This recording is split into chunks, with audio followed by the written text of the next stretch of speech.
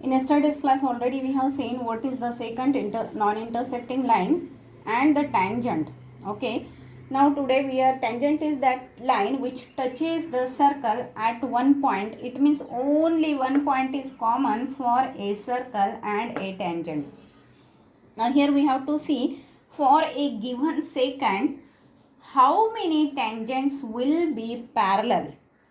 So now here yesterday I already told you that as a circle is the collection of the points. So infinite number of the points are there, and hence from each point we can draw a tangent, and hence circle will have infinite number of tangents.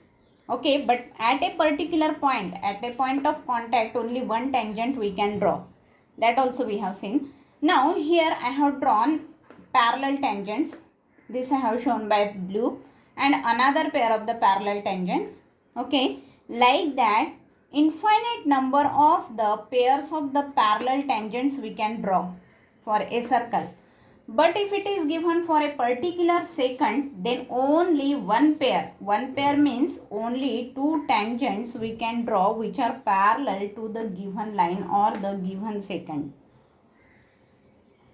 Now here you must have noticed that when others are bicycling wheel, when it is touching the ground, these are the spokes. Spokes are nothing but the radius it will represent, because it is coming from center to the circle.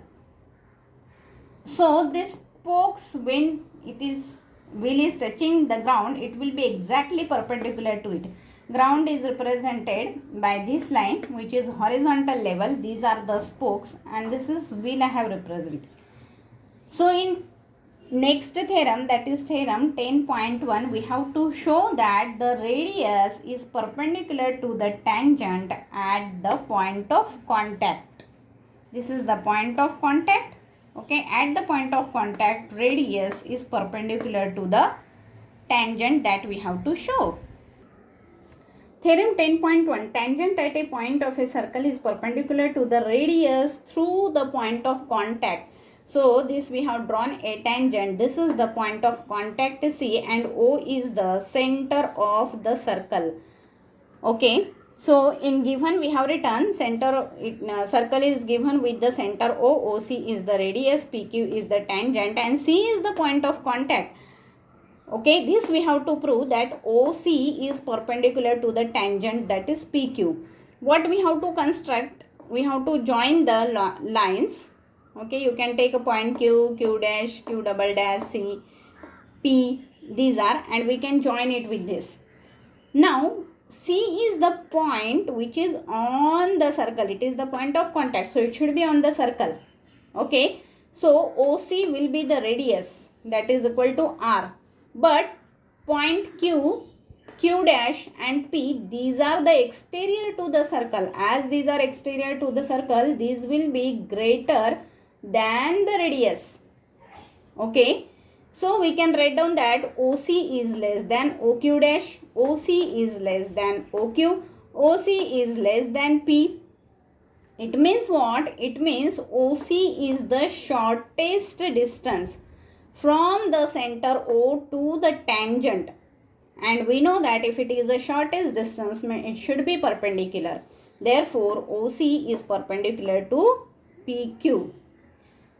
In exercise 10.1, first question, how many tangents can a circle have? Infinite number of tangents it will have. Second is filling the blanks.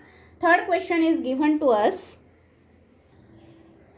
like this, that is a tangent PQ at point P of the radius 5 cm. 5 cm is the radius made through the center O at a point Q, such that OQ it already given 12, and we have to find out how much is PQ. So now here OP is a radius and PQ is a tangent. So we can say that the angle P, this will be of 90 degree, and as it is a 90 degree, we can apply the Pythagoras theorem here, and we can find out PQ like this. Now in fourth question, draw a circle. Circle is drawn here. two lines parallel to the given line. This is the given line. Okay, let us consider G is the given line, such that one is tangent and another is a secant. Okay, this is the line. This is the line given to us. This is the secant and this is the tangent for it. Okay, so L is the given line. The line which is represented by S, that is the secant. Line which is represented by T, that is the tangent.